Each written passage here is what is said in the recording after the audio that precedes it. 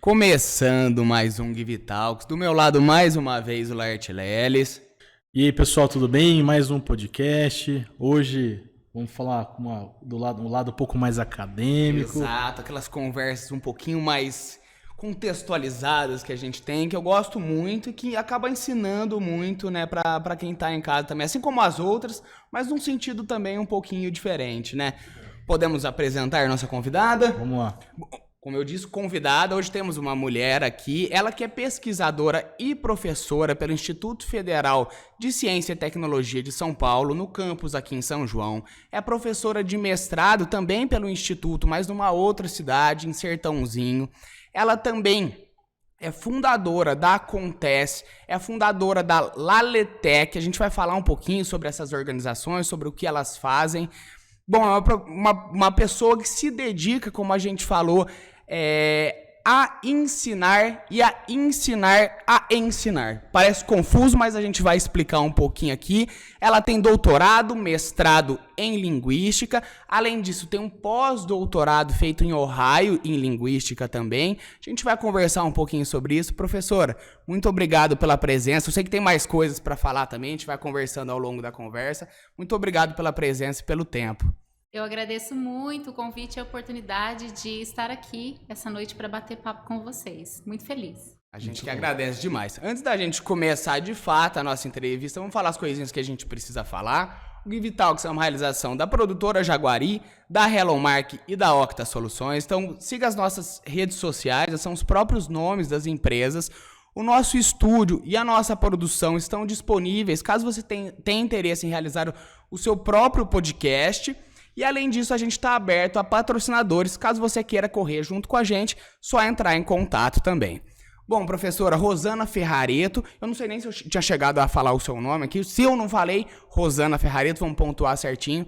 Muito obrigado pela presença, como eu disse. Vamos começar a nossa conversa agora. Rosana, eu queria saber como foi que começou isso em você, nessa vontade de ensinar. A gente já entrevistou alguns professores aqui que falam sobre um mosquitinho que acabou acadêmico, que acabou picando. Eu queria saber como é que foi para você esse início, o início da sua carreira também, das suas formações, como é que tudo aconteceu? Bom, eu sou muito curiosa, né? Eu tenho, assim, uma sede pelo saber, uma fome por aprender coisas novas.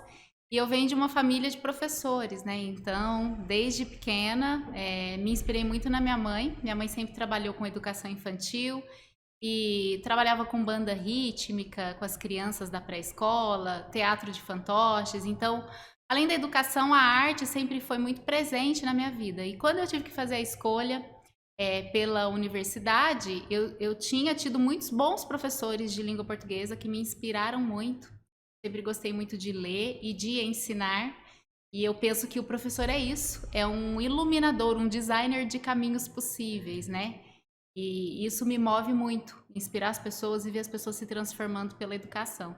E aí não parou mais, né? Depois que eu fiz a graduação, sou de Arceburgo, Minas Gerais, e abri uma escola de idiomas lá, fiquei 15 anos lá. Depois da graduação não voltei a estudar, fiquei esse tempo no mercado de trabalho. E aí eu senti que o meu ciclo estava se encerrando e que eu precisava voltar a estudar, né? Eu não estava satisfeita longe da sala de aula enquanto estudante.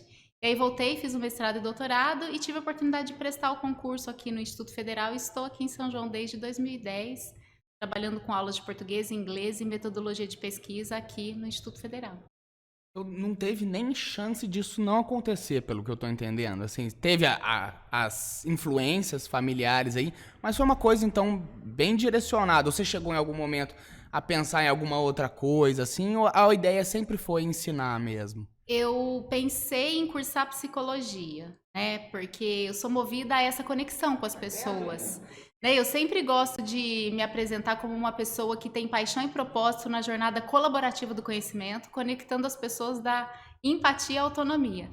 E aí eu acabei adentrando o universo da linguística cognitiva, né? Que é entender qual é o processamento da linguagem na lógica de pensamento. A linguagem concebida como um veículo dessa lógica de pensamento.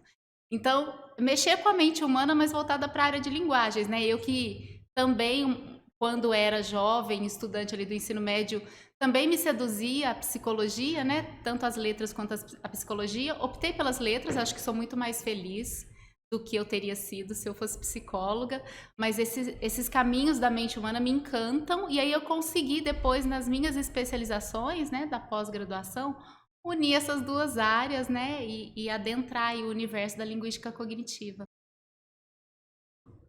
Então, eu tô falando aqui, você já sabe da minha vida, já consegue. É mais ou menos isso. Você consegue, através da forma das pessoas se expressarem, você entender mais ou menos o que ela pensa, sei lá, qual que é, ou não. Me explica um pouquinho. Se a gente se colocar como analista da linguagem, a gente consegue sim calibrar o olhar para isso, né? Se a gente ligar a lupa, a gente consegue analisar o discurso e saber o que está por trás, e perceber as mensagens subliminares, até pelos gestos, pelo olhar, pela escolha das palavras, pela ordem dos argumentos que você coloca numa sentença, né? Eu sempre costumo brincar com os meus alunos que dá para você saber se a pessoa é corintiana ou palmeirense, por exemplo. Então vamos ver. Não, esse aqui um ou outro, né? Não, é corintiano ou palmeirense? Ou corintiano ou qualquer rival do Corinthians, né? Então tá, porque, ele assim, é corintiano ou rival? Vamos ver. Corinthians perde, né? E aí, qual tipo de frase você ouve do corintiano? Embora tenha perdido, jogou bem. Ou você vai ouvir, embora tenha jogado bem, perdeu. O corintiano vai falar qual? Embora tenha perdido, jogou bem? Ou embora tenha jogado bem, perdeu? Jogado bem e perdeu, eu acho. O foco mais forte da argumentação, né? O Corinthians perdeu, eu sou corintiano de coração. Não tem problema que ele perdeu, o que importa é a política do bom futebol, né? Ele jogou super bem, embora ele tenha perdido, ele jogou bem. Esse é o grande finale. Agora, o rival do Corinthians vai falar assim, não, o que importa é bola na rede, não tem problema. Você tá falando que o Corinthians jogou bem, mas embora ele tenha jogado bem, o importante é que ele perdeu. Então, o argumento final é aquele que você quer focalizar mais, né? Então, pelas escolhas da ordem da argumentação ou pelas palavras que você coloca no discurso, a gente consegue identificar a sua intencionalidade. Eu aprendi um pouco sobre isso. Eu sou formado em jornalismo e a gente aprende um pouquinho, né? Tem a linha editorial, que aí eu acho que segue no caso, se é o corintiano que foi escrever. A linha editorial e as vivências pessoais, né? Se for um corintiano escrevendo, provavelmente ele deu uma passadinha de pano. Se for qualquer jornal é corintiano, então a gente já parte daí. Mas seguindo. Mas é muito legal, porque no jornalismo a gente usa muito isso, né? A maneira com que a gente escreve, não só o que a gente está falando, mas como a gente está falando. Eu queria até te fazer uma pergunta relacionada a isso. O quanto... Exatamente isso mesmo, assim, a maneira que a gente está escrevendo faz diferença no entendimento final de quem está consumindo, assim, sabe? Qual a maneira exata, qual caminho a gente deve seguir, uma linguagem mais simples, algo nesse sentido, assim. Bom, a gente escreve para ser lido, né? Então a gente tem que focalizar na nossa audiência. Quem é que vai ler? Quantos anos essa pessoa tem? Né? Que posição social ela ocupa? E é claro que a gente não pode negar uma realidade, porque a língua ela representa, ela é simbólica, ela representa a sua percepção sobre a realidade. E a realidade muda, a sua percepção sobre a realidade também. Então, se a gente, citando agora Sapiens, né, o Harari, ele diz que a realidade é baseada numa ordem natural e numa ordem conceitual. A ordem natural tem um pareamento com a realidade. Então, se amanhã eu acordo decidida a não acreditar mais na lei da gravidade, não é por isso que ela vai deixar de existir. Só que as pessoas que leem e interpretam ao seu bel prazer, tomados pela emoção, pelas suas experiências, sem acessar os sentidos que estão no texto, elas vão se enganar com essas narrativas conceituais, com essas ditas omeletes ideológicas. Daí o negacionismo.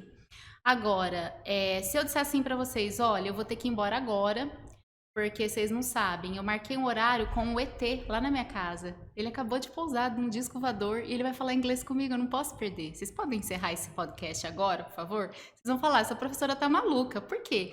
Porque isso não é uma narrativa da ordem natural. Não tem pareamento empírico com a realidade, não faz sentido. Ela é só uma narrativa conceitual de um mundo imaginado. Agora, se eu digo, vou embora porque preciso levar meu filho ao médico, ele acabou de me mandar uma mensagem, eu preciso socorrer, vocês podem encerrar agora? Pode até ser mentira. Por quê? Porque para além de ser uma narrativa conceitual, é também uma narrativa empírica, de ordem natural, que tem pareamento com a realidade. Então, quando você lê, você acessa contextos que estão relacionados, sim, à sua experiência prévia, às suas emoções. E aí é subjetivo, porque você olha para aquilo do jeito que você quer. E às vezes você não tem repertório para entender, porque é a sua história de vida. Mas também tem coisas que não são subjetivas, tem coisas que são reais. E você precisa fazer esse pareamento com a realidade. Então, sempre para acessar o universo do outro, né? Porque o nosso pensamento, ele tem 2 universos. O universo 1 é esse que eu tô aqui agora. Vocês estão vendo o que eu tô falando, eu tô olhando para vocês. A gente sabe que hoje, que dia é hoje, que horas são. Agora, aqui nos bastidores da nossa consciência, a gente tem memórias, desejos, sentimentos, experiências. Eu posso estar aqui preocupada com meu filho, eu posso estar aqui preocupada com a aula que eu vou dar depois que eu sair daqui. Só que você não tem acesso a esse universo 2. Você só tem se você perguntar o quê, por quê. Então, às vezes, a gente culpa o negacionista de ser muito radical, mas a gente nunca perguntou para ele tem algum trauma? Você já se abriu à escuta do outro? Então, esse ensino pela educação de processos de comunicação da escrita e da leitura perpassam por isso, porque somos humanos, né? Sim. Eu queria... Você quer colocar? Não, pode perguntar. Eu queria puxar um gancho relacionado a justamente isso que você está falando agora, sobre negacionismo, sobre isso tudo que vem acontecendo, acho que no mundo inteiro, né, não é uma coisa exclusivamente nossa. Você comentou um pouquinho agora sobre os pontos de vista, sobre a influência que as vivências têm também. Eu queria abrir uma aspas aqui pra gente, um parênteses, né, pra gente estar falando sobre as fake news, né, que aí já são uma outra coisa, aí a gente não tá falando mais de maneiras de se inscrever, se bem que às vezes a fake pode vir também com a maneira que você coloca o seu texto, né, mas eu gostaria que você comentasse um pouquinho sobre esse fenômeno, sobre os perigos que permeiam ele também. Eu gostaria um pouquinho de ouvir isso de você. A educação científica, ela tem como intuito combater essas fake news, né? Essa era da pós-verdade, em que é muito mais fácil acreditar no conhecimento pronto. Porque a ciência é provisória. Além dela ser empírica, ou seja, tem que ter um pareamento com a realidade, ela é interindividual, é um conhecimento que quando eu vejo, você vê, ele vê, nós vemos... elas veem, todo mundo tem que ver igual. É diferente de outros conhecimentos que são igualmente importantes, o conhecimento artístico, o conhecimento religioso. Só que a fé, ela é baseada numa crença. Então, nisso se assemelham as fake news. É muito mais fácil você não questionar. Então, para a pessoa que pratica essas fake news, ela recebe aquilo e ela não tem o trabalho de raciocinar sobre aquilo. E ela passa isso para frente, né, como se fosse uma verdade, porque para ela o fato da ciência ser provisória é ruim, porque dá trabalho ela sair do lugar. E o fato da ciência ser provisória faz com que se perca a credibilidade na informação. Então, se aquela informação é repetida e aí viraliza exatamente por isso, do ponto de vista da ciência, o fato de as coisas serem provisórias é positivo, porque você sempre vai incrementando, você sempre vai avançando. Por quê? Porque imagina o mundo antes do microscópio, imagina o mundo antes do telescópio. A gente, né, humano, a nossa criatividade, a gente cria artefatos culturais e tecnológicos. E aí a gente muda a nossa percepção sobre a realidade. Então, por isso que a ciência avança. E a ciência é tentativa e erro, é ensaio. Se a vacina não tivesse dado certo, eles iam repetir, iam fazer outra leva de vacinas até dar certo. E aí, ao mesmo tempo, essas fake news, né, esses negacionistas divulgam que, mas ficou pronto muito rápido, né? Então não dá para confiar, eu tenho medo de tomar vacina, mas ao mesmo tempo cobram da ciência que ela haja, que ela se posicione. Então a ciência, no século XXI, na era pós-moderna, acabou virando uma nova religião, uma fé para muitos, né? E aí tudo que não é científico, as pessoas são céticas, mas os outros conhecimentos são complementares. Então, assim, você pode ter a sua fé religiosa, você pode valorizar o conhecimento popular, né? Você pode mover a sua vida pelo conhecimento desvaloriza artístico. Isso, né? Exatamente. Agora, a questão da fake news é de você focar num ponto de vista só no seu universo 1, né? Só na sua realidade conceitual. E tem também o funcionamento do cérebro. A gente sempre aprendeu que tem o lado direito e o lado esquerdo do cérebro. O lado esquerdo é aquele racional, sistêmico, que toma as decisões, que analisa a realidade. E o lado direito é aquele emocional, orgânico, intuitivo. Mas o lado esquerdo, ele vê a realidade a partir da fotografia que o lado direito tirou. Então, nós somos seres emocionais, não somos seres racionais. E aí, as fake news, elas viralizam também por isso, porque se dá vazão a esse lado emocional, que é o nosso lado natural, e que ele teria que estar também na divulgação do conhecimento científico. A gente tem que humanizar o conhecimento científico. Não existe nada neutro, né? As coisas são subjetivas. Então, acho que juntam todos esses fatores, e aí as fake news ganham força, né? Professora, deixa eu entender. Você dá aula hoje no Instituto Federal? Sim. Qual que é especificamente o tema ali? É voltado para você falou que é linguística? Eu dou aula de língua portuguesa, de língua inglesa e de metodologia do trabalho científico. E esse meu trabalho com a educação científica eu faço nesses projetos. Nesses projetos. Do LALETEC e do Acontece. Então, assim, no dia a dia, eu entro na sala de aula para dar aula de língua portuguesa. Para ensinar redação para o Enem, se é o aluno do ensino médio, porque no Instituto Federal a gente tem o que a gente chama de verticalização do ensino. Então, a gente tem desde a educação básica, que é o ensino médio, integrado aos cursos técnicos. Mas você dá aula também no... Também. E vai até o nível universitário. E aí na graduação a gente tem bacharelado, a gente tem licenciatura, a gente tem tecnólogo.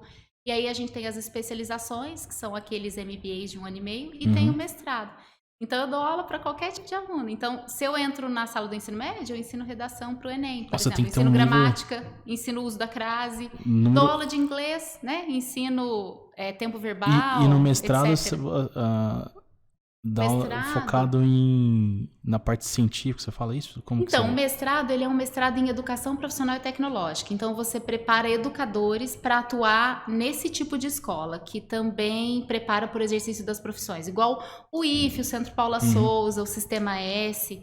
Nesse mestrado, eu estou ministrando uma disciplina de bases conceituais para a educação profissional e tecnológica. Então, eu trabalho com uma pedagogia progressista, história do marxismo, materialismo histórico dialético, é uma coisa um pouco mais filosofia da linguagem. Perfeito. Agora, essa educação científica, eu trabalho nessas oficinas do LALETEC, que é um projeto de extensão.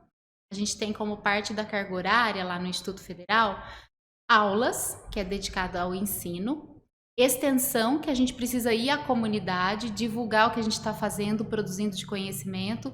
Então, a gente vai às universidades aqui da cidade, a gente vai às escolas públicas ensinar as crianças a ler um texto de divulgação científica, a escrever um artigo desde, né, da infância. E aí a gente tem uma equipe grande, é um grupo multidisciplinar. Então, a gente começou com esse projeto em 2015, LALETEC, que é o Laboratório de Letramento Técnico Científico. E aí, em 2019, depois do pós-doc, a gente trouxe um pouco mais de robustez teórica, um pouco mais de ferramentas tecnológicas para nos ajudar nas análises textuais. E aí, a gente tem hoje 20 pessoas nesse grupo. Muito legal. De pesquisa, né? Então, dessa extensão, então a gente tem ensino, extensão e pesquisa. Então, a gente pesquisa como acontece a comunicação humana. E aí, a partir disso, a gente cria produtos que vão ser retornados para a sociedade, né? Para a educação social. Eu tenho, assim, ó, pelo que eu vi, que você tem que ter um conhecimento muito grande. Você dá aula desde o ensino ali, vai, até mestrado. É uma diferença, vai, de didática, de conteúdo muito grande. Tem que ter muito conhecimento. Tem que ajustar a linguagem. Uma dúvida que eu tenho aqui, na verdade é o seguinte, eu queria talvez aprofundar um pouco nisso. Falando de negócio, eu gosto muito de falar de business e tal. E uma das coisas que eu sempre vejo e acredito muito nisso e tento colocar isso em prática, que uma das habilidades, não só para uma liderança, mas para qualquer pessoa, para ela ter sucesso, seja, acho que qualquer área da vida, não só profissional, é a comunicação. E aí, o que a gente se pega em situações, às vezes, que a gente tem dificuldade, às vezes, por exemplo, de gravar um podcast. Por exemplo. Tem gente que às vezes trava, tem gente que tem isso, assim, a pessoa tem muito conhecimento, sabe muita coisa, mas ela não sabe, às vezes, aí entra um pouco o lado emocional, algumas coisas que acaba travando. Mas eu queria que você comentasse duas coisas, sobre a questão da importância da comunicação, o que isso, até onde pode levar, quais os benefícios, sei lá, enfim, sobre isso.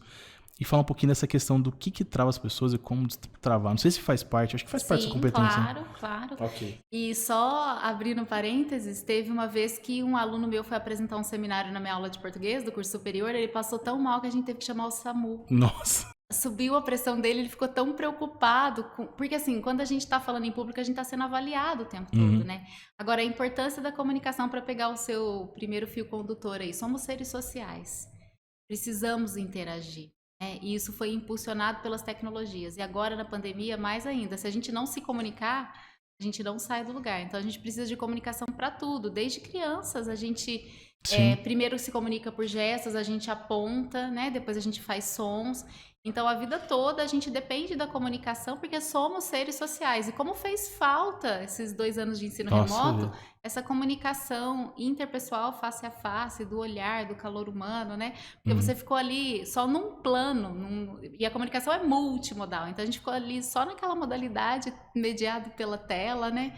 Os alunos não abriam a câmera e, no máximo, pingavam um ok ali no chat. Então, a gente teve que se desdobrar para fazer os alunos interagirem, né? E a gente se ressignifica ao se comunicar, né? A gente se torna aquela pessoa que a gente precisa nos vários papéis sociais que a gente tem. Então, inegável aí a relevância e a dependência que a gente tem da comunicação. Agora, por que as pessoas travam? Primeiro, porque elas são avaliadas, né?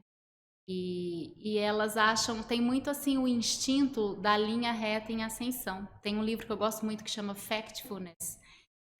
O poder de basear as suas opiniões em fatos, né? Não em achismo.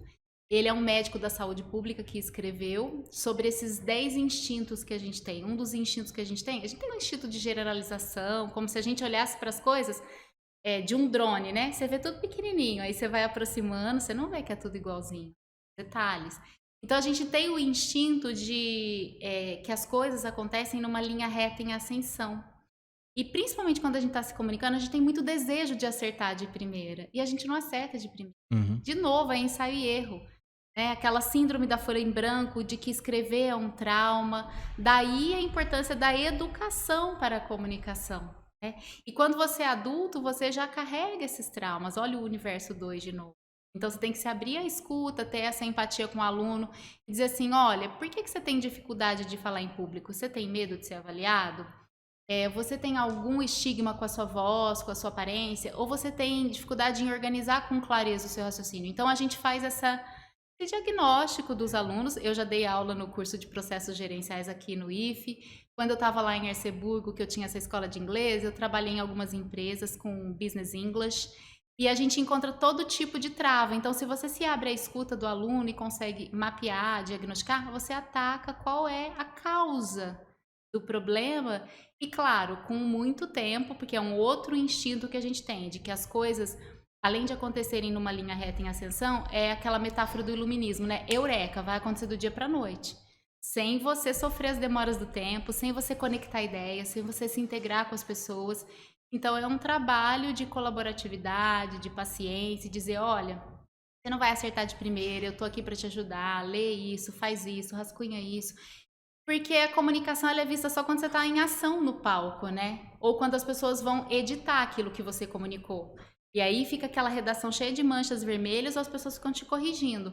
Mas e o trabalho de pré-escrita, de pré-comunicação? Então, a gente investe muito nesse trabalho do Laletec do Acontece com esses processos de pré-escrita, de pré-comunicação, porque aí a escrita em si, a comunicação oral em si, ela vai estar bem estruturada e você vai sofrer menos traumas ali na hora de editar, de publicar, de comunicar. Nossa, agora eu vou fazer uma outra pergunta aqui. Assim, eu tenho dificuldades às vezes eu acho que tá ficando... É velhice, eu acho. Começa a falar uma coisa e falo, nossa, o que eu tava falando mesmo? Tem que voltar lá. Existe né, algumas pessoas que até têm, acho que é o tal do dislexo, né, que fala, né? Você deve ter facilidade de identificar, provavelmente. Porque se uma pessoa, acho que ele tem dificuldade, na verdade, de formar ideia, seria isso? O disléxico, ele tem um pouco de dificuldade, tem várias gradações, níveis, né? No plano de expressão. Então, na hora que ele vai ler, ele embaralha as letras na ortografia e ele escreve também. Não é uma questão cognitiva, é uma questão neurológica mesmo, de alguma coisa se embaralhar ali na vista dele por conta de alguma desordem neurológica. Mas é legal que na comunicação você consegue identificar, às vezes a pessoa nem sabe daquele problema. Sim. Uma coisa só pra completar o que você tá falando, eu acho que falta. Graças a Deus a gente tá. Eu não sei também, porque já tem um bom tempo que eu saí do ensino médio, mas acho que nas escolas mais conhecidas, assim, a gente não vê tanto esse apoio, sabe? A gente vê o aluno que às vezes vai e não consegue desenvolver e ele sai com uma nota baixa por causa disso, não com alguém tentando entender o porquê que isso aconteceu. Então eu acho que é uma coisa só para pontuar mesmo, assim, que acaba faltando, principalmente nos ensinos de base, pessoas que estão dispostas, nem pessoas, né? Acho que isso é uma questão institucional mesmo, que estejam dispostas, né, a parar, não, vem aqui, vamos tentar entender o porquê que ele não tá conseguindo falar, passa por esses pontos que você falou, mas eu acho que é uma coisa que falta hoje em dia ainda, né? Então, até gostaria de dar o meu depoimento sobre isso. Eu a vida inteira estudei na escola pública e meu sonho era me tornar educadora da escola pública para devolver para a sociedade tudo que eu recebi, né? Eu tive uma base muito boa, meu ensino primário e fundamental foi lá em Arceburgo, uma escola estadual, era uma escola pequena, e na época tinha esse apoio personalizado do professor. Daí a importância das políticas públicas, né? Eu tive a oportunidade de prestar o concurso para o Instituto Federal, porque tinha vagas abertas e a gente tem uma carreira digna. Eu sempre falo que antes do Instituto Federal eu era profejante, porque eu dava aula em 3, 4 escolas, em cidades diferentes, então você não tinha essa qualidade de dedicação exclusiva que a carreira do Instituto Federal te oferece para que você consiga olhar para o seu aluno de maneira personalizada. E esses projetos para além da sala de aula, porque com os projetos de extensão e de pesquisa você consegue fazer uma maior transformação na vida do seu aluno, né? E é isso que dá resultado mesmo. Não é corrigir sem significado o aluno a partir daquilo não entender o que ele errou, para onde ele tem que ir. Então, o poder da avaliação, o poder de você dar uma devolutiva justa, sincera, não passar a mão na cabeça, porque isso não é educar, né? E o papel da escola é fazer essas intervenções. Então, eu me sinto muito privilegiada. Eu falo que trabalhar no IFE, assim, o IFE é um oásis. Eu me sinto muito privilegiada, muito grata por essa oportunidade de tocar a vida das pessoas, ser tocadas e ser transformada também, né?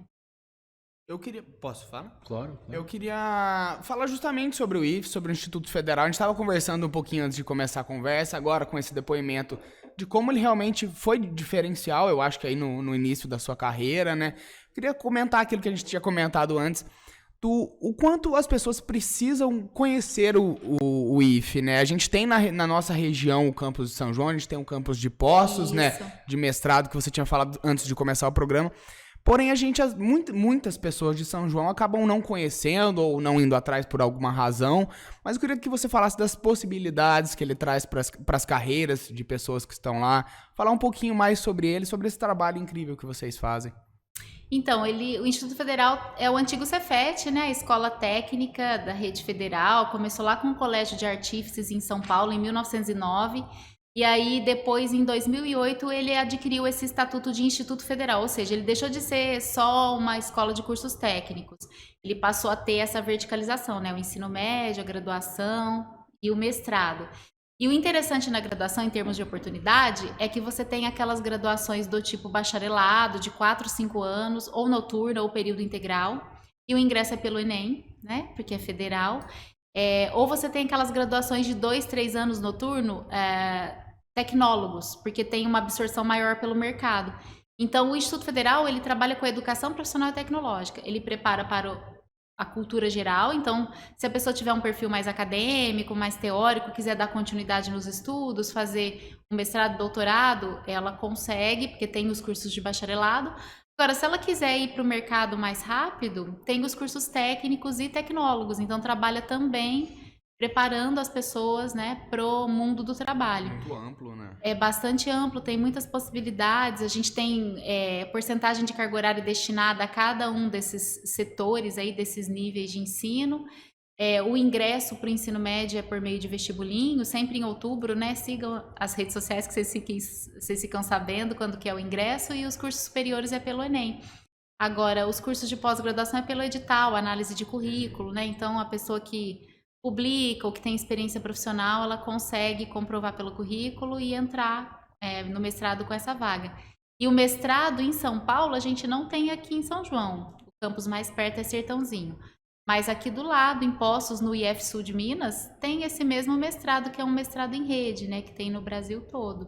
Uma coisa que a gente estava comentando também em relação a isso é que ele é um pouco mais prático do que as universidades comuns que a gente está acostumado. Eu gostaria que você falasse um pouco disso também, que eu acho que é uma coisa muito interessante, né? Onde às vezes a gente acaba sentindo falta na hora que está estudando também. Gostaria que você comentasse um pouquinho sobre isso. Eu sempre comento com os meus colegas e alunos que no Instituto Federal, na teoria é uma coisa e na prática também, né? Porque tem muito essa coisa da tecnologia, da instrumentalização, da metodologia ativa, de criar um produto tecnológico a partir das bases teóricas. Mas a gente se preocupa muito também em fazer o caminho inverso, porque não adianta só a parte utilitarista da coisa, você usar e não saber por quê, para quê, qual que é a função daquilo. Então, a gente trabalha, e é papel da escola, né? Trabalhar também essa abstração a partir do funcionamento prático. Então, e isso é possível porque a gente tem muitos projetos interdisciplinares. Daí a importância da comunicação. Eu trabalho junto com um professor da ciência da computação, o professor Gustavo Prieto. Então, para ele poder entender como que eu codifico as questões linguísticas, eu tenho que entender como que ele codifica as linguagens de programação, que são linguagens artificiais. Mas a lógica de pensamento é a mesma. São linguagens, assim como a matemática. Então, a gente tem projetos em parceria lá, português e matemática, português e computação, né? Linguagens e tecnologias. Então, porque é um lugar que prioriza também a prática, sem esquecer a importância da abstração, do pensar, a gente consegue esses diálogos, né? E está aberto à comunicação. E é um grande desafio, como você falou, trabalhar num lugar tão diverso. Mas eu acho que é isso que me move, né? Às vezes, quando eu estava prestando concurso aqui para o IFE, tinha concursos de universidades, às vezes professores meus falavam assim, olha, presta na universidade, você tem muito perfil acadêmico, mas eu acho que trabalhar assim numa linha só de letras de especialidade, só de linguística, eu acho que não seria tão interessante como esse desafio de você entender o outro, de você integrar, né, as ciências para poder gerar esses produtos. Muito bom. Não, pode Dar seguir. continuidade um pouquinho. Outra coisa interessante, você comentou sobre um livro, né? Referência no final do programa, o Laerte sempre gosta de puxar alguns livros, mas eu queria comentar sobre um caso que você ajudou, né? Acho que, se eu não me engano, a organizar. Eu não entendo muito bem como é que funciona isso, mas 2 livros, né, relacionados à linguística. Gostaria que você falasse um pouquinho sobre esses livros, já pra gente começar também com as nossas primeiras referências, depois, mais pro final do programa, a gente pergunta das outras. Mas falar um pouquinho sobre esses livros que você ajudou, que você participou, desenvolveu, como é que foi isso, como é que é também organizar um livro, não é todo dia que a gente fala com alguém que organiza. Contar um pouquinho pra gente. É muito trabalhoso, né, ir por esse mercado editorial aí, mas a gente é movido a desafios e a gente precisa investir nesse papel social da educação, né, de deixar aí esse saber não acumulado, mas disponível para as pessoas terem acesso. Então, o primeiro livro que eu organizei foi um livro de 2 volumes junto com uma colega que hoje está lá na Federal do Piauí, a Patrícia, mas na época ela estava aqui na UFSCar, em São Carlos, e a gente percebeu uma demanda de alunos que saíam dos cursos de letras e gostariam de fazer mestrado e doutorado, mas não sabiam para onde ir. O que eu faço agora? Quais são as linhas de pesquisa? O que eu estudo? Em que eu me especializo? Então, a gente escreveu 2 volumes de uma coleção chamada Linguística Aplicada, né? Caminhos teóricos, éticos e práticos. E aí a gente convidou vários professores de várias linhas de pesquisa, né? Que ensinavam gramática, que ensinavam vocabulário, que ensinavam escrita, para dar um norte aí para essas pessoas que saíam da Faculdade de Letras e queriam continuar estudando. Aí, depois do Acontece, em 2020, a gente lançou o livro de Linguística Cognitiva e Comunicação Científica, contando a história do grupo. A gente tem o eixo da comunicação, que faz essa divulgação científica, né? Então, a gente faz talk shows, a gente faz podcasts, a gente faz encontros, oficinas. A gente tem o eixo teórico, que estuda essa parte do cérebro, da cognição, influenciando a linguagem, né? Da comunicação. A gente tem o eixo pedagógico, né? Que trabalha na formação de cientistas desde o ensino médio. Agora a gente está adentrando aí o ensino fundamental e infantil, tá um desafio, né? Ensinar as crianças a canalizar essa curiosidade, né? E fazer ciência. E a gente tem o eixo tecnológico, que são os meninos da computação, que pegam assim, uma grande quantidade de textos que não dá para a gente manualmente ler e trabalham com softwares que analisam, etiquetam esses textos e dão para a gente uma modelagem estatística de quais são os padrões de comunicação em tal tipo de texto, né? Para a gente poder enxergar melhor como é que a gente tem que elaborar os exercícios, melhorar a nossa comunicação. E aí a gente organizou um livro, cada um de nós desses eixos, né, esses 20 integrantes do Acontece escreveu um capítulo, e a gente lançou em maio de 2020, fizemos uma live, né, que a gente estava no ensino remoto.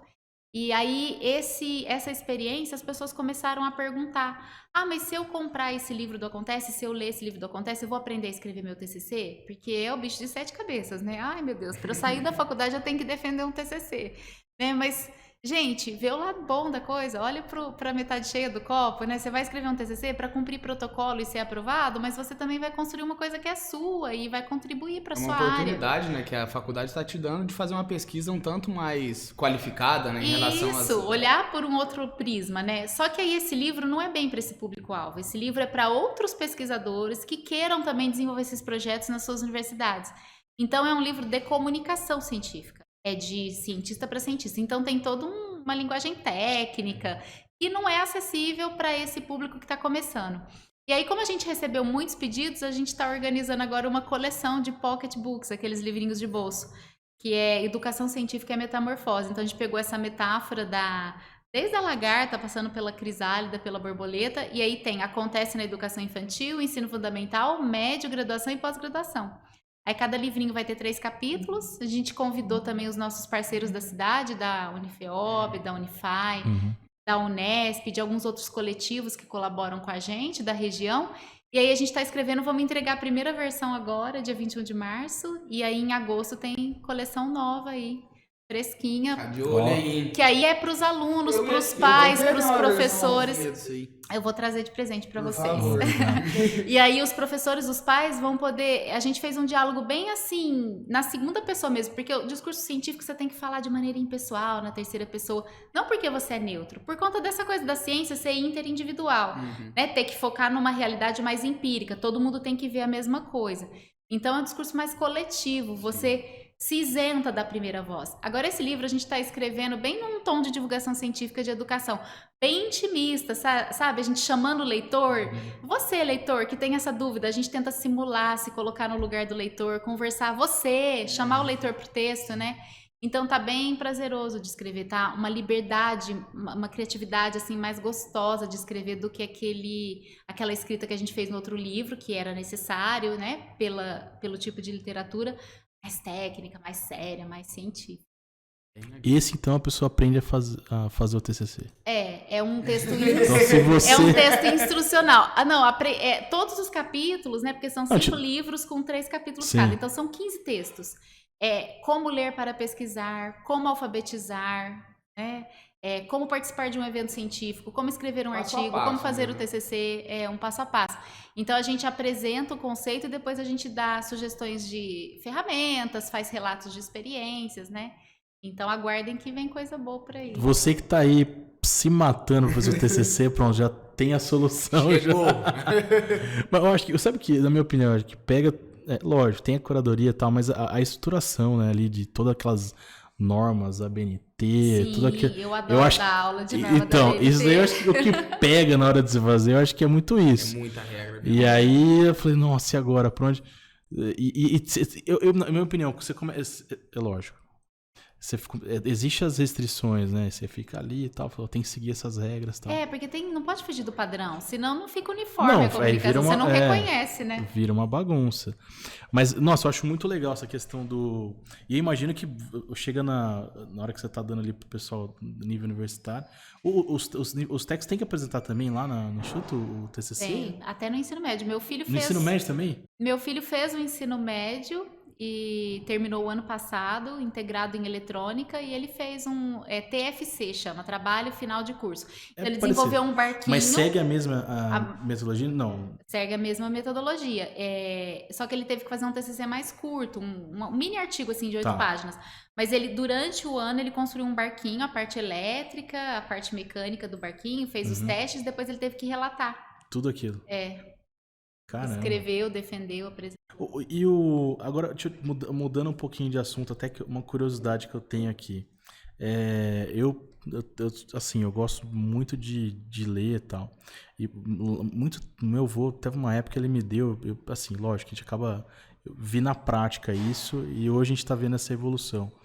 Eu queria até saber a sua opinião. O Vou te explicar. O livro, eu peguei um livro, eu acho que 1900 e bolinha lá, o tal do o F que era o PH, 2 L's, e a gente tá vendo ao longo do tempo essa mudança da nossa linguagem, veio as novas regras ortográficas, e agora tem até, assim, naturalmente, né, até no nosso cotidiano, essas abreviações. E eu vejo muito assim, eu imagino que tem várias linhas, né, de defesa nesse sentido. Mas eu queria sua opinião sobre essa questão. Você acha que a linguagem, eu acredito que ela vai evoluir, lógico, mas a ponto de perder toda essa essência ou não? Eu queria saber a sua opinião sobre essa questão da evolução. Até chegou agora até na questão da linguagem neutra, até que estão falando, enfim. Tá bem polêmico Tá bem isso, né? É um assunto meio polêmico. Mas assim, eu queria. Não precisa entrar no assunto polêmico, mas eu gosto de entrar. Mas eu acho assim, ó. O que eu acho legal é o seguinte: do PH vai pra agora pro VC. Sim. Agora já tá até C. Né? Era vossa mercê, aí depois foi pra vós mercê, depois pra você, o C, que é mais estigmatizado, né? Ou você quer sair comigo? A menina não vai querer. Lógico. Agora você fala, você quer sair comigo, né? Daqui a pouco vai virar E. Ou daqui a pouco você vai apontar. Olha, eu sempre respondo esse tipo de pergunta com o seguinte pensamento: só o que muda permanece. É verdade isso no mundo dos negócios, é verdade isso no nosso desenvolvimento pessoal. Então, o latim morreu, entrou no desuso porque não mudou. Então, a língua é um organismo vivo e não é o usuário, não é a norma que manda na língua, é o usuário. Então, se teve uma primeira mulher presidente, e presidente é o presidente, a presidente, né? Na gramática, devido à sua história linguística, né? Quando você começou a falar do PH, isso tudo a sociolinguística estuda, né? A língua é muito diversa, a depender da faixa etária, você pega as gírias, ou depender do estado brasileiro, desde o sotaque, né? Porta, porta, porta, até o uso dos pronomes, o uso do vocabulário, né? Moleque, menino, bergamota, mexerica, tangerina.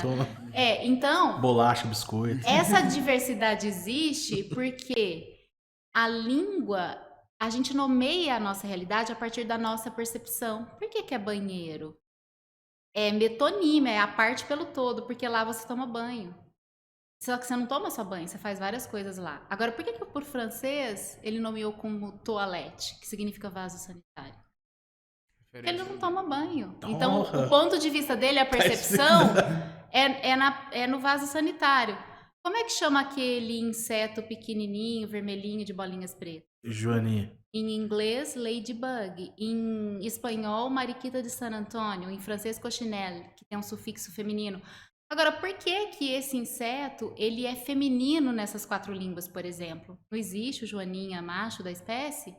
Por quê? Porque a gente percebe a realidade, a gente nomeia a partir da nossa percepção. Então, é natural que a língua varie, porque somos seres humanos, né? Somos diversos e a língua é nosso instrumento. Então, quem manda na língua é o usuário. Então, problema nenhum chamar de presidenta para marcar ideologicamente na língua que a gente teve uma primeira mulher presidente. Isso não significa que a língua vai generalizar e todo substantivo comum de 2 terminado em E vai terminar em A. Porque as pessoas espetacularizam um pouco, né? Agora, o que vai sacramentar isso é o uso. Se não pegar no uso, não há gramática que aceite. E até entrar no vocabulário ortográfico da língua portuguesa, chancelado pela Academia Brasileira de Letras, e entrar para as gramáticas e para os dicionários, vai um trâmite ali de 30 anos.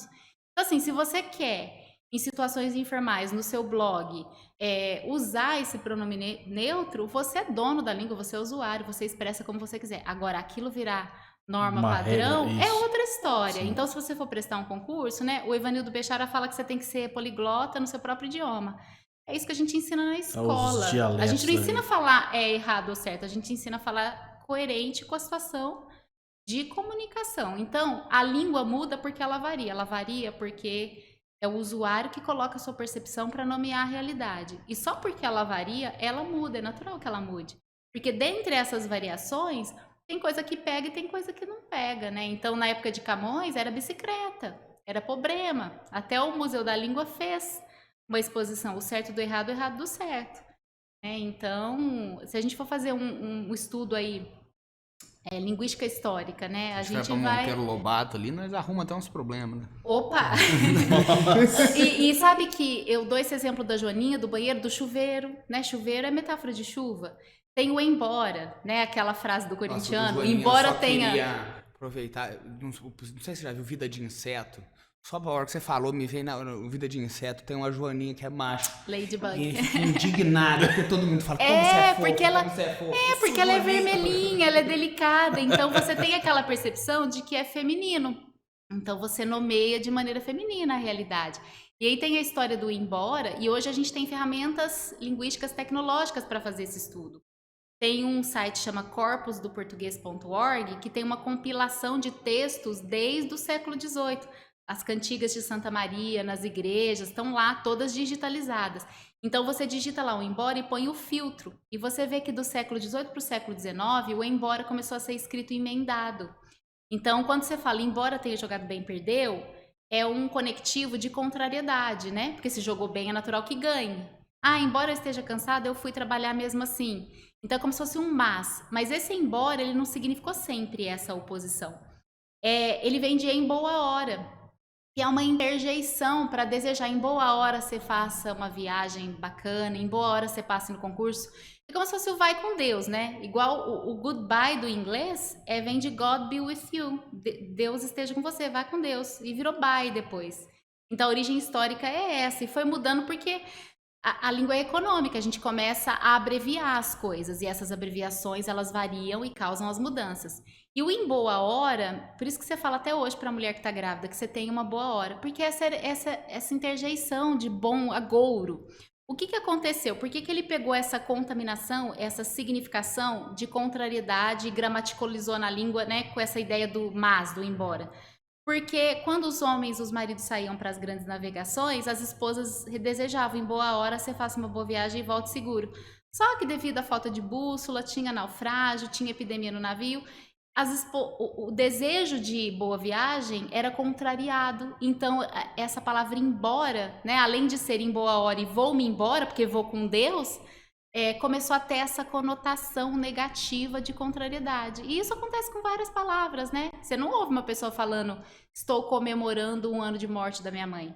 Mas comemorar é isso, é lembrar com. Por quê? Porque essa janelinha de conceito do comemorar ficou sempre muito positiva, porque você comemora aniversário, Natal, então ela ficou com uma coisa festiva, então você nunca vai comemorar uma coisa ruim, mas a acepção da palavra em si é neutra. Por isso que é bom falar, vou chamar de uma cientista, uma doutora em linguagem, porque ela já... Eu lembrei que eu citei no outro podcast, tem um filósofo grego chamado Heráclito, ele falou que a única constante é a mudança. Só que muda, né? Você então, não se banha no mesmo rio, né? Eu acho que tem tudo... faz muito sentido, eu achei muito legal assim, aquilo que vai permanecer, aquilo que realmente pegou, né? Senão pode, o uso que pode criar um monte de coisa. Vira modinha, tá cheia. Modinha tá cheia, mas o que vai permanecer é aquilo que realmente pega e faz sentido, as pessoas veem como verdade, né? Agora deixa eu falar uma coisa, vou falar uma besteira que ela vai me xingar. Você não é daqui de São João, né? Mas eu amo São João, gente, não quero. O que você acha dessa expressão nossa aqui? Bonito por bosta. Vamos por bosta. Mas tem que colocar isso. Eu ouvi essa história, vocês são São Joanense? Eu sou São Joanense. Então, que... E sai com uma naturalidade, e assim, E é aquela história de onde dos surgiu, cavalos. explica. Não, eu ouvi, mas eu nunca fiz essa pesquisa, olha só. Agora, tem que pesquisar. Agora que eu já tô morando há mais de 10 anos em São João, preciso me apropriar, né, do linguajar sanjoanense. Me contaram, meus alunos lá no Instituto Federal, que quando tinha um espetáculo no teatro, as pessoas iam de carruagem a cavalo, e aí os cavalos faziam serviço lá em frente ao teatro. Sim. E aí eles saíam, né, do teatro falando maravilhas do espetáculo e acabavam comentando, porque tinham aquele choque da realidade. E aí uma coisa misturou com a outra, sabe? Tipo, efeito borboleta mesmo, complexidade. Olha a explicação. Não, isso acontece. Lógico. Isso acontece com vários processos linguísticos. Quando você fala, por exemplo, principalmente quando você importa palavras de um outro idioma. Quando você fala smoking, ele tá vestindo smoking. Não chama smoking o terno, chama tuxedo. Por que é smoking? Porque as pessoas fumavam, era o status fumar, então tinha uma situação chique de você estar vestido, né, daquilo e fumar. Outdoor é ao ar livre, aquela placa chama billboard, mas ela fica sempre ao ar livre, então as pessoas misturam uma coisa com a outra para tentar explicar a realidade. Então dizem que houve aí esse ruído na comunicação, de você se maravilhar com isso, não sei se é verdade, eu preciso pesquisar isso. Tem que pesquisar. E Isso aí aqui chegar lá e ver aquela até no quantidade, exterior é né? muito famoso. E aí aqui. talvez uma analogia foi tão bom quanto a quantidade do serviço que os cavalos fizeram e ficou bom por Nossa, bosta, né? Não sei. Preciso ver se é mas é verdade. impactante. Chega aqui e fala, nossa, bom por bosta. Eu falei, nossa, o que esse cara tá falando? Não, mas é uma loucura, né? Que cada região vai acabar tendo a sua Sim. linguagem, suas manias. Você chega no Rio lá e fala bolacha, eles brigam com você, cara. Lá é biscoito. Biscoito, é. Biscoito. Não, e a primeira coisa que eu soube quando eu pisei, assim, a primeira aula no Instituto Federal, professora, você é da área de linguagens, deixa eu te contar uma coisa aqui de São Nossa, João. já- Me contaram essa expressão. Não podia. Professor, e quanto é importante a gente entender isso que a gente tá. A gente falando de uma maneira geral, a gente entender que são culturas, são vivências, são sotaques, manias, enfim, o quanto é importante a gente, como ser humano, entender que é diferente mesmo, sabe? Que eu falo você porque eu sou um pouquinho mais mineiro do que meu amigo de São Paulo E sem fala. problema, não tem problema nenhum. O importante é entender, comunicar. né? É. E claro, se você tiver numa situação formal de comunicação, você se comunica de acordo para não sofrer nenhum estigma. E aí, tá vendo a importância de humanizar o processo? Tá vendo a questão da empatia? Tá vendo a questão de você perguntar o quê, por quê? Para você ter acesso ao universo 2 do outro. Para você entender por que ele se comunica assim.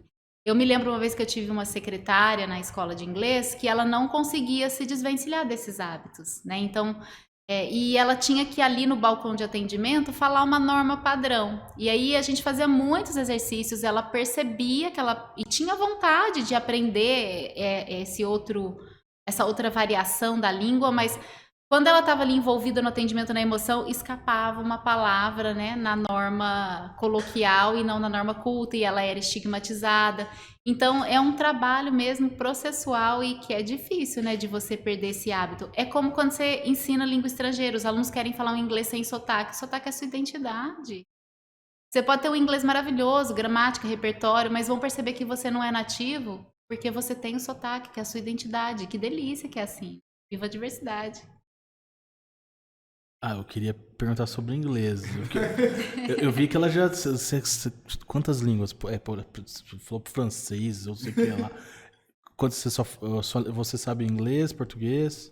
Não, espanhol e francês eu só sei na leitura sim. Já enferrujei. Só na Não, leitura. já enferrujei, mas em inglês eu sou fluente porque eu me formei para isso, né? Perfeito. Minha licenciatura foi inglês, português. Em 2016, a Rede Federal abriu um edital e eu consegui ser contemplada com uma bolsa. E eu fiquei 3 meses em São Francisco, nos Estados Unidos, dando aula lá em Chinatown para os chineses, aula de inglês, né? Caramba. Depois fiz esse pós-doc de 1 ano lá. Como? Você dá aula pra. Você entende de Chinês. mandarim? Não, com gesto. Caramba. Com gesto. É que lá é segunda língua, eles pisam pra fora sim, da escola, já é o eles inglês. escutam o idioma, então eles aprendem muito rápido. Mas eles têm muita dificuldade, porque o alfabeto é outro, é uma língua Não, tonal, é muito então diferente. eles não conseguem falar, por Posição de exemplo... língua, né, pra eles é muito eles não difícil, conseguem né? falar Magalhães, Pedro, eles não conseguem falar encontro de consoante, né? Porque a língua tonal é sempre assim, uma consoante, uma vogal, uma consoante. Então, por exemplo, Flávia, eles falam farúvia. 2 clocks, eles falam tucoroco. Então, foi um desafio e a gente teve essa experiência, 75 professores dos Institutos Federais do Brasil inteiro, né? Ficamos lá 3 meses. Que Quando eu fui experiência. para o pós-doc, com tudo pago pelo governo federal. Quando eu fui para o pós-doc também, tive apoio financeiro do IFE e bolsa da FAPESP. Então, a gente tem que acreditar em políticas públicas, porque elas que nos Sim, abrem oportunidades. Não adianta nada só o nosso mérito, só o nosso Claro, esforço, se com a gente não tem certeza. oportunidade. Mas a minha dúvida é o seguinte, trazendo para nossa cidade que o brasileiro, português, que já fala mais ou menos o português, bem mal mesmo, assim. Difícil também. E aí chega uma que fala, pô, o inglês é importante, precisa aprender e tal. E aí essa dificuldade, esses bloqueios. Dúvida, primeiro, quais são os principais bloqueios que você percebe referente ao inglês e como como podemos assim, vencer esses bloqueios? Eu acho que, de novo, pensando em trabalhar as causas, eu acho que esses bloqueios existem porque a gente não precisa falar inglês. O Brasil é um país continental. O inglês, você vai para a Europa, né? Que você vai, assim, da Inglaterra para a Espanha, como você vai daqui para São Paulo. Né? Você pega um trem ao mesmo tempo que você gasta de carro daqui de São João para São Paulo. Então, o idioma é uma necessidade de sobrevivência. Eles têm que falar o idioma, senão eles não se comunicam ali pela proximidade geográfica. No Brasil, a gente não precisa de inglês. E muitas vezes eu dei aula na escola estadual antes de dar aula aqui no IFE, e no curso noturno, oitava série, último ano do ensino fundamental, e tinha muitas pessoas mais velhas que voltavam para a escola, e aí elas cansadas, porque trabalhavam na roça, na lavoura de dia, deitavam a cabeça no fundo da sala, e eu ali ensinando inglês, e aí eu ia lá, cutucava, olha, você tá cansado? Vai lá lavar o rosto, vem aqui, vamos fazer essa atividade. E eles diziam assim, mas eu vou usar inglês para quê, professora? E aí, é claro que o inglês é a língua da ciência, né, e da tecnologia hoje em dia. Então, ali no Instituto Federal, como as perspectivas são diferentes, o aluno vai precisar do inglês sim, para ter essa oportunidade de, não só de viajar para turismo, para uma experiência Trabalho profissional, mas aqui dentro mesmo, né, as multinacionais. E aí, quando a gente pensa no inglês como ferramenta de comunicação internacional, a gente tem que pensar na internacionalização. Tem um fenômeno da internacionalização que a gente chama de outbound, que é daqui para fora. Então, você vai aprender a falar inglês para você comunicar com quem vem de fora ou para você ir para fora. Não, você tem que falar inglês para pôr as pessoas para dentro, que é inbound. Então, quando eu dava aula na escola de inglês lá em Ceburgo, na minha cidade também o padroeiro é São João, 24 de junho, tem a festa junina, tem quermesse. Então a gente fazia intervenções na festa de São João, etiquetando as comidas típicas em inglês, os passos da quadrilha em inglês, e as pessoas falam assim, mas pra quê? Então é muito esse pensamento, a síndrome do vira-lata, é muito essa coisa da hegemonia dos Estados Unidos, do colonizado e do colonizador, de você achar que você tem que servir o outro. Não, o inglês é uma ponte para o outro aprender português. Então, o Brasil tem que se abrir ao turismo também. E para você trazer o estrangeiro para dentro, seja ele de língua nativa, língua inglesa ou não, porque o inglês é língua franca. Ou seja, hoje ele é falado muito mais por um número de falantes que não tem ele como idioma nativo, né, mas como língua em comum, porque os dois não falam um idioma do outro. Então, o inglês, ele abre essas portas também para que a gente possa ser hospitaleiro. Então, mudar essa mentalidade das pessoas, eu acho que ajuda a trabalhar nesses bloqueios. Para que você está aprendendo inglês? Você não precisa disso para viver, tá? Mas você quer também malhar seu cérebro, porque aprender um outro idioma é deixar sua mente mais saudável, como aprender uma dança, aprender um instrumento musical, aprender uma nova habilidade. E às vezes você começa a trabalhar com esses bloqueios quando você desperta na pessoa esse para quê. Agora, tem bloqueios reais, sim. Quem tem problema de pronúncia é muito difícil de trabalhar.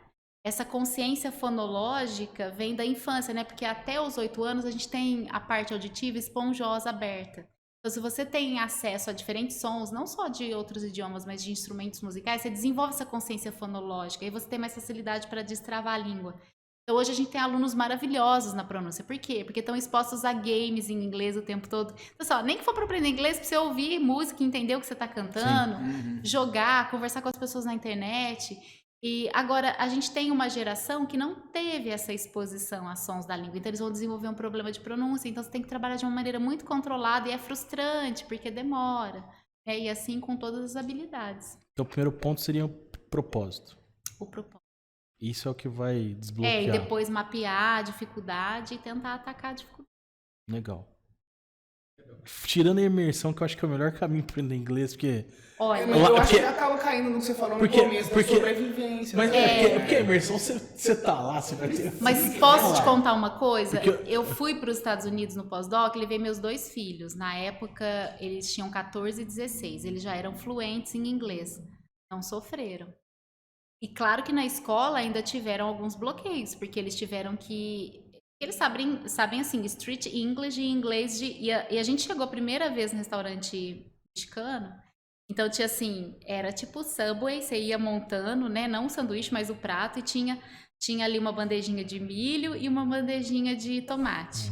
E aí a moça foi perguntando as opções, quando chegou na bandejinha de milho e de tomate, ela virou para eles e falou assim, corn tomato. Excuse me, elas, corn tomato. Or tomato, porque eles não tinham o ouvido educado para essa fluência, mas eles teriam sofrido muito mais se eles tivessem caído na imersão sem saber nada. Eles iam sofrer 3 meses e talvez iam aprender a trancos e barrancos com as bases mal formadas. Assim, se puder colocar o seu filho numa escola de inglês, tiver essa oportunidade, o quanto antes melhor, só não force. Acho que até uns 9 anos você tem que deixar mais à vontade. Depois disso, Motive, E se vá, não- vá por livre espontânea pressão, né? E quanto mais tempo você conseguir ficar, porque senão você E perde. se não tiver condição também, a gente, graças a Deus, hoje em dia tão abrindo mais possibilidades. A gente Sim. vê também as iniciativas do governo também relacionadas a auxílio de ensino, né? Mas se não tiver também, optar pelo que pelo que você tinha falado. Autodidata. Sabe? Eu falo pros Tentar meus filme, alunos. tentar série. Até porque quando você for de fato aprender, se caso você não pegar, essa parte já da tá fome já predisposto. foi. Então, você acaba. Eu falo para os meus alunos, se eu tivesse o recurso que vocês têm hoje em dia, eu não tinha levado 10 anos para aprender inglês. Eu lembro que eu ouvia CD da Roxette e tirava as letras na unha para os alunos para Ó, poder eu dar gostava atividade em sala de aula, né? Porque não tinha como você achar letra na internet, às vezes não tinha encarte no CD, então a fita, cassete, às vezes a gente ficava voltando, tirando a letra para poder ensinar inglês, né? E hoje tem tanto recurso gratuito. É verdade. Você aproveitar pode também, né? ter um pouquinho de vontade e disciplina, né? Muito bom. Fazer nosso Intervalinho. intervalinho. Rapidinho a gente já volta.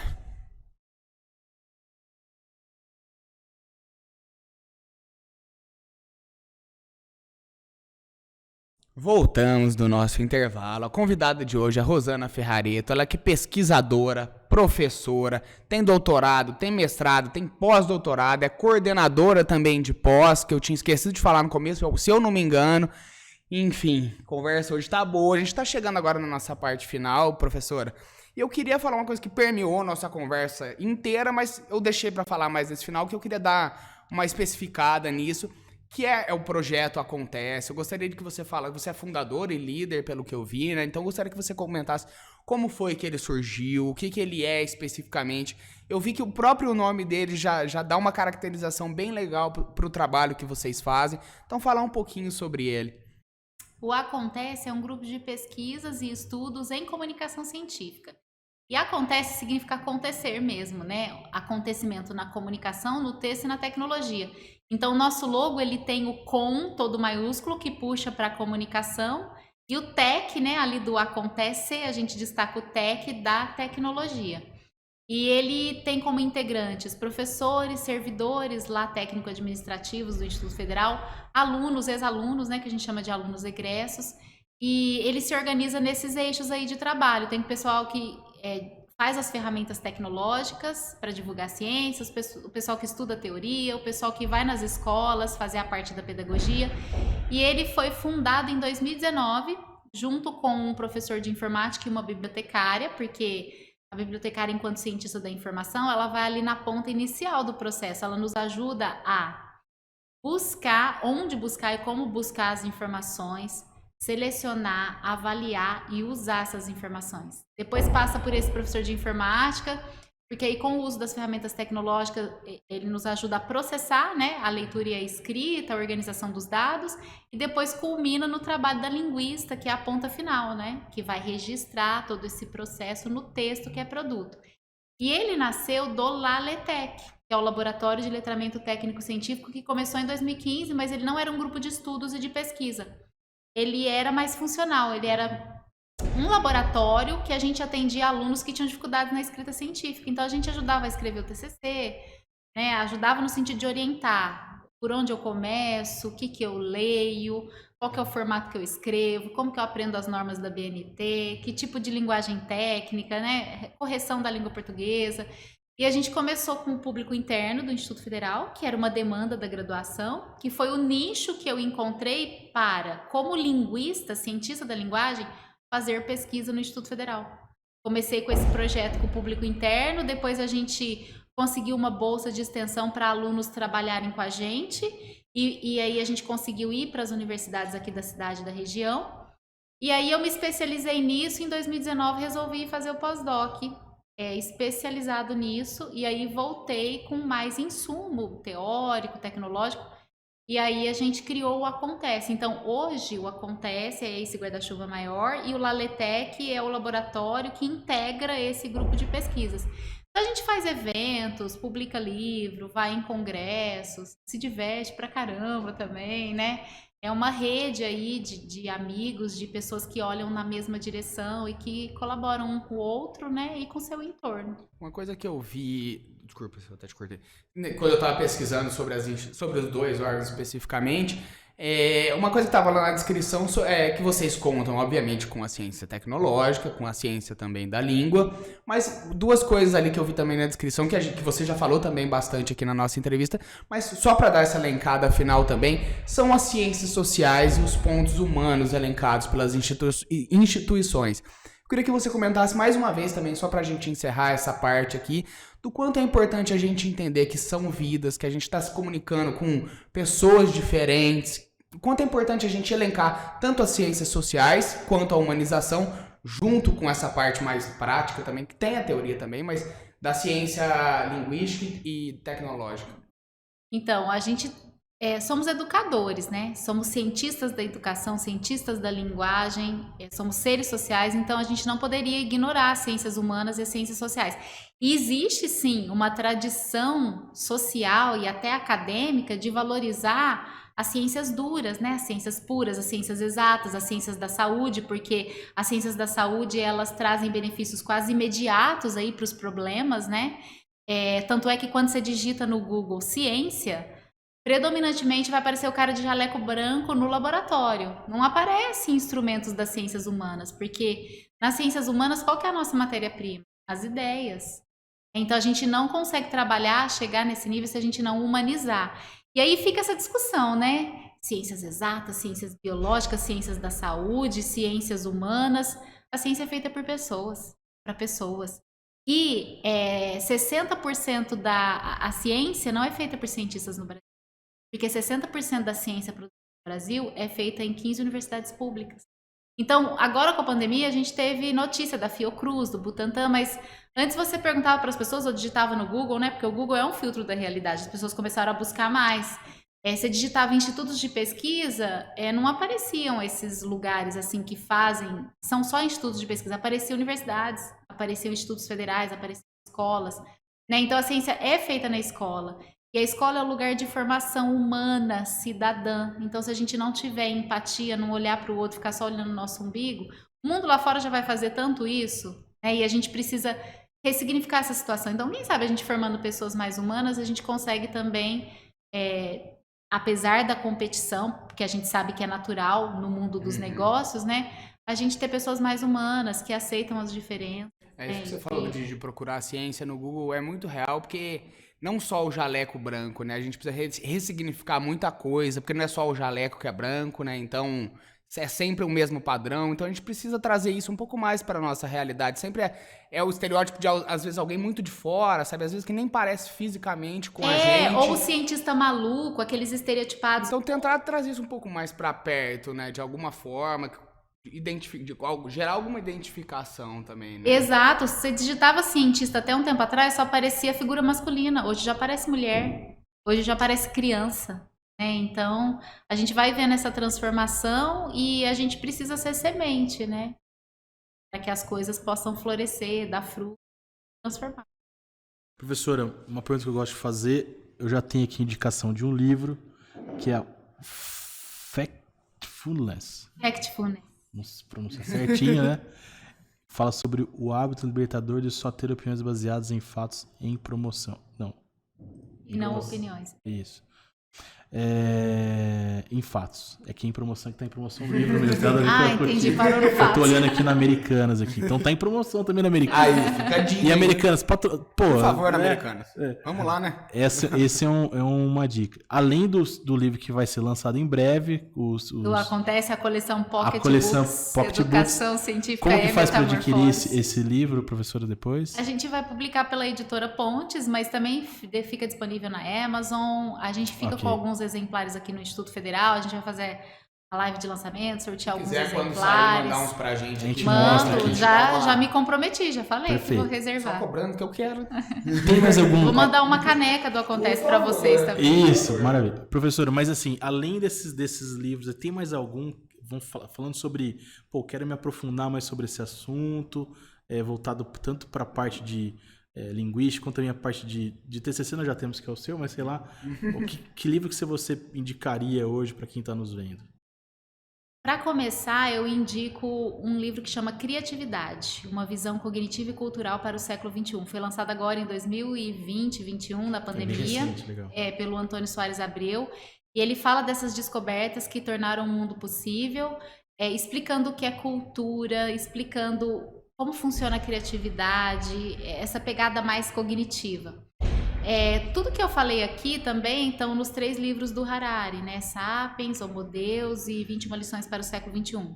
Também falei coisas aqui que estão no livro do Daniel Kahneman, Pensar Rápido e Pensar Devagar. E eu terminei de ler um livro agora, nas férias, que chama Todo Mundo Mente. Fala da ciência de dados e como a gente não mente para o Google e como o Google tem sido um filtro da realidade, claro, relativamente confiável, né? Porque a depender da região é um tipo de informação que vai retornar, tem esses trends aí do Google, do número de acessos, é muito baseado na quantidade, mas dá pra gente ter um retrato, sim, do que as pessoas pensam ali no anonimato quando elas jogam uma pergunta, uma palavra, uma pessoa. Chama Todo Mundo Mente. Com essa referência, vamos, acho que por hoje... Isso aí. Muito bom. Muito bom. Eu queria te agradecer, professora, de verdade, pelo tempo. Eu acho que essa é mais um dos casos que eu e o Laerte, às vezes a gente pontua isso, que os primeiros beneficiados disso tudo somos nós 3 aqui. Então, muito obrigado por esse aprendizado aqui. De fato, foi um aprendizado. Eu tô saindo aqui com algumas novas concepções, algumas mudanças já. E, como você disse, algumas sementes plantadas também para num futuro a gente tentar buscar essas mudanças. Espero que o pessoal de casa tenha sido assim também. Te agradeço muito pelo tempo, pela disponibilidade e pelo aprendizado também. Eu também agradeço. Não é todo dia que a gente tem uma aula com uma pós-doutora, pesquisadora, cientista. Então, gostaria de agradecer a professora por ter vindo aqui, doado um pouquinho do seu tempo. Eu sei que você tem... Você até falou, hoje ela contou que o filho dela tá lá ingressando lá fora, tá com o coração apertado. Você tem aula hoje ainda? Não, hoje não. Então, assim, o que nem falou, aquilo que você falou, a gente sabe daqui, mas e o segundo plano lá? O que tá acontecendo por trás? O Universo 2. Então, e sabendo disso, fico mais grato ainda pela sua vinda aqui. Foi indicação do nosso querido William, que trabalha já com a gente. Will, meu aluno querido, um beijo pra ele. Ele leu esse livro aí da minha aula, viu? Tem que ler. E foi uma excelente indicação. Estamos muito felizes, aprendendo. E com certeza, muito obrigado de verdade. Com certeza vão surgir outras oportunidades de você vir aqui falar com a gente de novo. Eu fico à disposição, eu estou muito feliz, foi uma interlocução muito privilegiada, é sempre um carinho pra gente quando alguém está disposto a ouvir o que a gente faz, né? E eu digo que, para muito além dos títulos, eu faço isso há muito tempo, e eu faço só isso. Uma vez eu ouvi isso no show do Oswaldo Montenegro, perguntaram assim pra ele, por que você é tão produtivo, né? Você compõe tanto, grava tanto, ele falou assim, vocês não estão entendendo, eu só faço isso e eu faço isso há muito tempo. E isso só aumenta a minha responsabilidade, né? O meu comprometimento, quando eu tenho esse tipo de devolutiva de vocês, me sinto responsável por tentar me aprimorar e fazer mais pelas pessoas. Né? Muito bom. É isso aí. Muito obrigado, professora. De verdade. Vamos lá, só para encerrar, falar as coisas que a gente precisa falar. O Give Talks é uma realização da produtora Jaguari, da Hello Mark e da Octa Soluções. Siga as nossas redes sociais aí para conhecer um pouquinho mais sobre as empresas. O nosso estúdio de podcast e a nossa produção estão disponíveis caso você queira produzir o seu próprio programa, e a gente está aberto aí a colaboradores e patrocinadores. Então, tendo vontade, entre em contato com a gente. Um abraço e por hoje é só. Até semana que vem.